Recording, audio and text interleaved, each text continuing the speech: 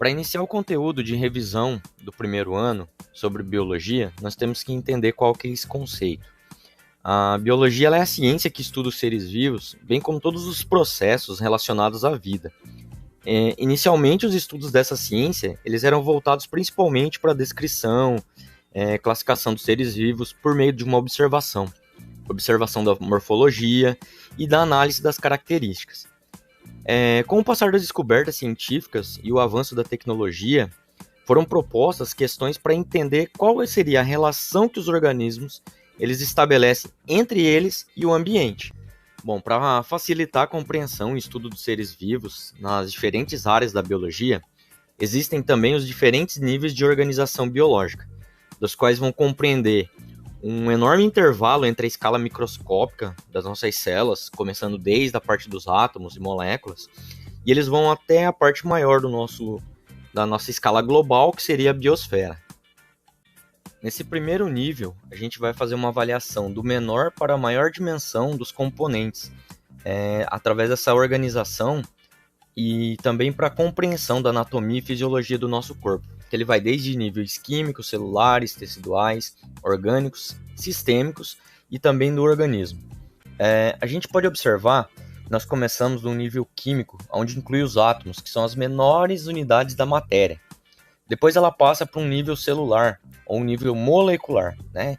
Então, a gente vai ter várias moléculas que vão se unir para formar as nossas células.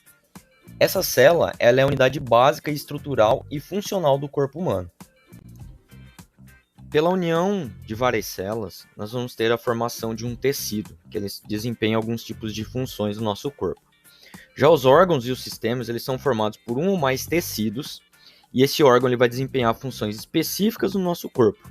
Ou seja, quando tem vários órgãos funcionando ao mesmo tempo, ou seja, eles atuam desenvolvendo uma função, aí a gente tem o nosso sistema. Já o sistema, a união dos nossos sistemas do nosso corpo, eles compreendem um ser vivo, que a gente conhece como um organismo ou um indivíduo. Então vamos analisar o seguinte esquema agora. Nós temos ali um organismo, um lobo. Esse organismo, então, ele vai compreender esse ser vivo, ou seja, esse indivíduo. Quando nós temos um grupo de indivíduos de uma mesma espécie, que vive numa mesma localização, a gente tem uma população. E quando a gente tem um conjunto de populações que vivem também no mesmo local, na mesma época, ou seja, várias populações, nós vamos ter uma comunidade. Já um conjunto de seres vivos que vivem em um determinado local, com os fatores bióticos e abióticos, nós temos um ecossistema. E para finalizar, ou seja, nós temos a biosfera, que vai englobar todos os ambientes do nosso planeta, nas quais estão os seres vivos.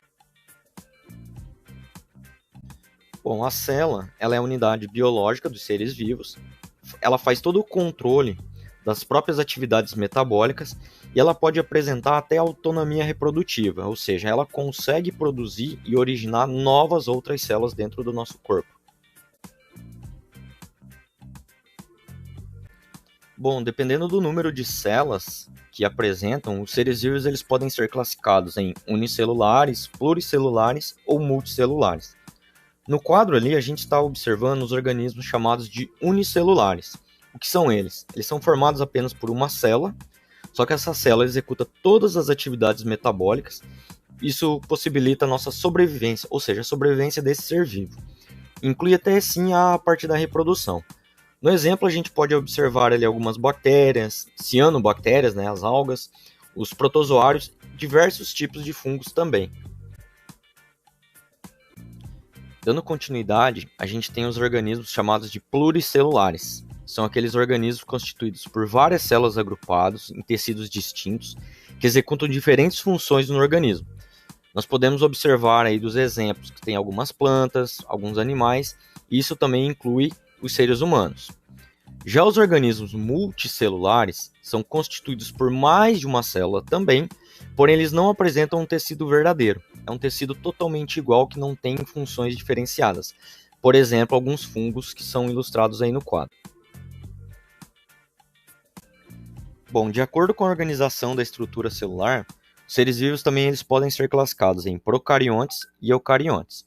Nós vamos visualizar agora a diferença de uma célula procariótica e uma célula eucariótica. Os procariontes, né, os que apresentam as células procariotas, eles têm um material genético que não se encontra envolvido por uma membrana, ou seja, eles não têm um núcleo.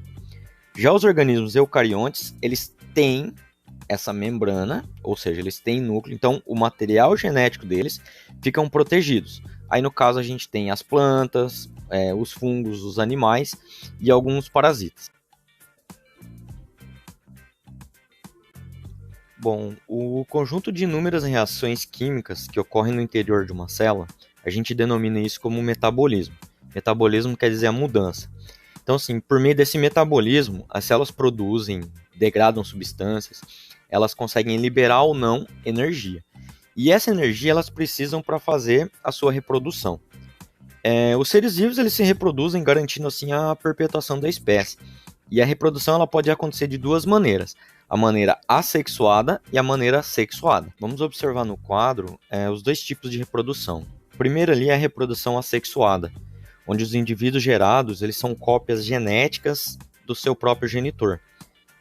Eles não apresentam variabilidade genética, por isso eles são denominados clones, é como se eles fossem cópias. Geralmente ele ocorre nos organismos unicelulares como bactérias, é o que a gente está visualizando ali na imagem. Já na reprodução sexuada, ela ocorre com a participação de células especializadas ou especiais, denominadas gametas. Quando um gameta de dois indivíduos diferentes se unem, eles originam um ovo, né, um zigoto, e esse novo indivíduo ele pode ser diferente dos pais, por isso que ele tem a variabilidade genética maior. A transmissão de características de uma geração para outra, a gente denomina isso como hereditariedade ou herança genética. Como que a gente está observando ali no quadro de uma família, então a gente pensa assim, ó, os filhos eles vão herdar dos pais o material genético, que é o DNA, com as características da sua espécie. Bom, contudo, eles apresentam diferenças que se estabelecem na combinação dos genes de seus pais, determinando a variabilidade genética entre cada um dos indivíduos. Essas diferenças elas não se expressam somente nas características físicas, mas também no metabolismo, na constituição interna do nosso organismo. E ao passar do longo do tempo, os seres vivos sofrem modificações em seu material genético, podendo adquirir características que proporcionam a melhor adaptação ao nosso ambiente.